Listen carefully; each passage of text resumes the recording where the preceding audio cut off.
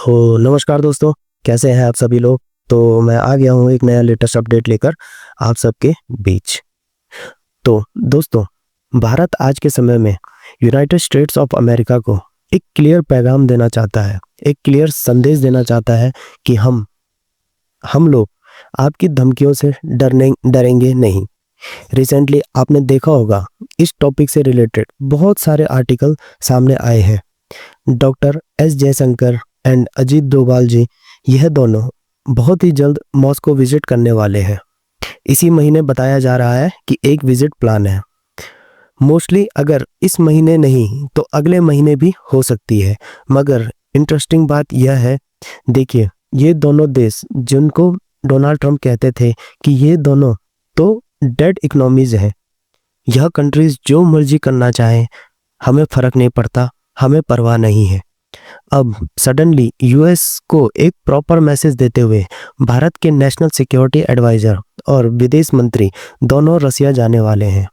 ये अपने आप में एक बड़ा संदेश है और ये मैसेज सेंड करना इम्पोर्टेंट भी है, क्योंकि हम बार बार देख रहे हैं यूनाइटेड स्टेट्स ऑफ अमेरिका के मीडिया में जो डोनाल्ड ट्रंप की सरकार के लोग हैं, अब खुलेआम कह रहे हैं कि भारत यूक्रेन वॉर को फंड कर रहा है। रिसेंटली स्टीफन मिलर, जो व्हाइट हाउस के चीफ एडवाइजर हैं, भारत के बारे में क्या शब्द कहे हैं इन्होंने, यहाँ पर क्या शब्द यूज करे हैं, देखिए। इनका कहना है, इंडिया दिखाता तो ऐसा है खुद को यूएस का बहुत बड़ा पार्टनर, मगर इतनी सारी चीजें जो इंडिया कर रहा है, इसके अगेंस्ट हमें एक सख्त एक्शन लेना चाहिए। उन्होंने बोला है कि इंडिया आज के समय जितना ऑयल, मतलब यह है कि जितना ऑयल आज की डेट में चाइना परचेज कर रहा है रसिया से, भारत भी उतना ही ऑयल रसिया से परचेज कर रहा है। फिर ये कहते हैं, इंडिया पोर्ट्रे ऐसा करता है दुनिया के सामने जैसे हमारा आज के समय में अलायू बन चुका है, मगर दोस्तों रियलिटी बल कुछ और है। और अगेन स्टीफन मिलर के बारे में मैं आपको एक चीज बता दूं, ये ज़्यादातर मीडिया में नहीं आते हैं, ये सामने इतनी जल्दी नहीं आते हैं। ये डोनाल्ड ट्रंप को डायरेक्ट एडवाइस इनकी जाती है, इमिग्रेशन और वेरियस जो भी इश्यूज हैं उस चीज़ से लेकर ये डायरेक्ट एडवाइस करते हैं। ये बहुत ही ज़्यादा पावरफुल मैन है। इन्होंने यहाँ पर यह बोला है कि बिल्कुल इंडिया के साथ जो हमारे रिलेशंस हैं वो बहुत ही ज़्यादा महत्वपूर्ण है, और ट्रंप ने हमेशा कोशिश करी है कि इंडिया के साथ रिलेशंस हमारे अच्छे ही रहें। मगर इनका कहना है कि भारत चीटिंग करता है इमिग्रेशन के मामले में। बल्कि इनको ये कहना चाहिए कि, या ये कह सकते थे कि कुछ लोग हैं जो ऐसा करते हैं। बहुत सारे लोग हैं भारत में जो यूएस में जाना चाहते हैं। इनमें से 99% लोग जो हैं, जो वहाँ रह रहे हैं, जो वहाँ काम कर रहे हैं, बहुत ही पॉजिटिव तरीके से यूएस इकोनॉमी में कंट्रीब्यूट करते हैं।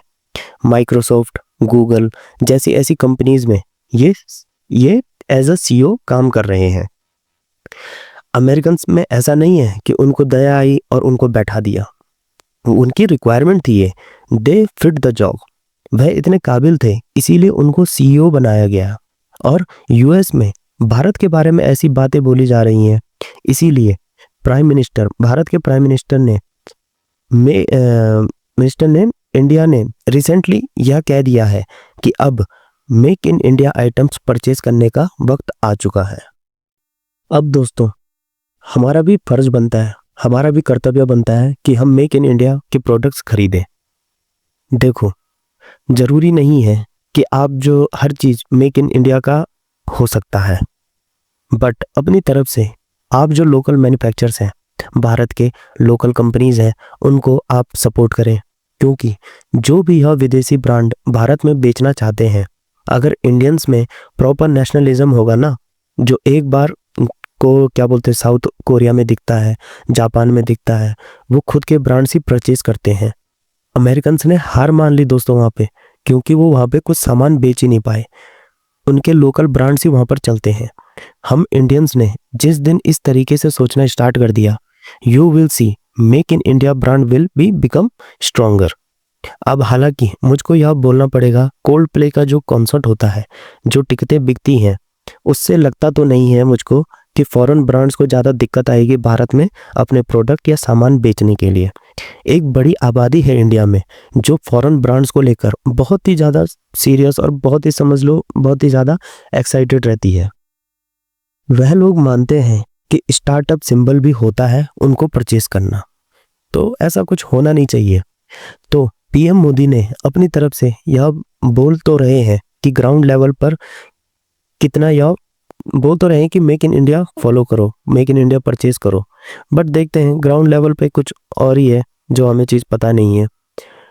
और इन सब के बीच में देखिए कई लोग अब यह भी अज्यूम कर रहे हैं कि क्या इंडिया यूएस के रिलेशंस ख़राब हो गए हैं, ऐसा वगैरह। देखिए कुछ ऐसा है नहीं, बहुत सारी फेक न्यूज़ चलाई जा रही हैं कई पाकिस्तानी हैंडल्स द्वारा, कई चाइनीज़ हैंडल्स द्वारा, क्योंकि वो लोग देख रहे हैं कि अच्छा इंडिया यूएस रिलेशंस को अब ख़राब करने का सही मौका मिल चुका है। देखो बिल्कुल अनफॉर्चुनेट है कि डोनाल्ड ट्रंप ने भारत पर प्रेशर डालने का रास्ता यह चुना है कि यह इंडिया के बारे में ख़राब बातें बोलेंगे और बिल्कुल ये इंडिया यूएस रिलेशंस को डैमेज करेंगे। मगर इंडिया यूएस रिलेशन इतने स्ट्रांग हैं कि डोनाल्ड ट्रंप की जो पुअर फॉरेन पॉलिसी को आसानी से झेल पाए। ट्रंप जो भी भारत पर यह जो प्रेशर डाल रहे हैं, कोशिश ट्रंप की यह है कि ट्रेड डील जो होगी इंडिया यूएस की, उसमें यूएस को ज़्यादा से ज़्यादा फ़ायदा मिल जाए। उसी की बार्गेनिंग में ये सब हो रहा है। फॉर एग्जांपल इधर China in English Chinese news outlet है, यहाँ पर न्यूज़ फैलाया जा रहा है कि इंडियन गवर्नमेंट ने सारे जो अमेरिकन प्रोडक्ट्स हैं उनका रिव्यू करना स्टार्ट कर दिया है। तो दोस्तों ऐसा कुछ नहीं है, ऐसा कुछ भी नहीं हुआ है। और बिल्कुल ट्रंप के जो यह आज के समय एडवाइज़र है जो यह कह रहे हैं कि इंडिया चीट्स ऑन इमिग्रेशन, साफ साफ दिख रहा है कि अभी जो करंट यूएस गवर्नमेंट में जो लोग हैं इंडिया की तरह फ्रेंडली नहीं है। तो बिल्कुल यूएस की तरफ से अभी तो स्टेटमेंट्स ऐसी आती ही रहेंगी, आप देखोगे यह इंडिया के अगेंस्ट ऐसी ही स्टेटमेंट देते रहेंगे। अनफॉर्चुनेट है, बट जब तक इंडिया यूएस के बीच ट्रेड डील नहीं हो जाती है तो लोगों को शांत रहना चाहिए। और जयशंकर साहब और डोवाल साहब जो रसिया में जाएंगे, उसमें देखिए अभी तक यह बात कंफर्म नहीं हुई है कि इंडिया रशिया चाइना का जो ग्रुप है कि उसको रिवाइव कर दिया जाएगा, ऐसा कुछ है नहीं। इनके जाने का जो मेन रीज़न है, इस विजिट का जो बताया जा रहा है कि जो मेन रीज़न है यही है कि Bharat additional S-400 missile defence system की जो बैटरीज है वो परचेज करना चाहता है रसिया से, और भारत हो सकता है कि Su-57 फाइटर जेट की जो परचेज है उसको भी एक्सप्लोर करे रसिया के साथ। इनिशियली बस बातचीत होगी, ऐसा नहीं है अभी कि डील होगी, तो बाकी कोई डील अभी साइन नहीं होने वाली है। तो दोस्तों आप लोग क्या विचार रखते हैं मुझे कमेंट बॉक्स में ज़रूर बताएं। तब तक के लिए जुड़े रहिए। फिलहाल आज के लिए इतना ही, धन्यवाद।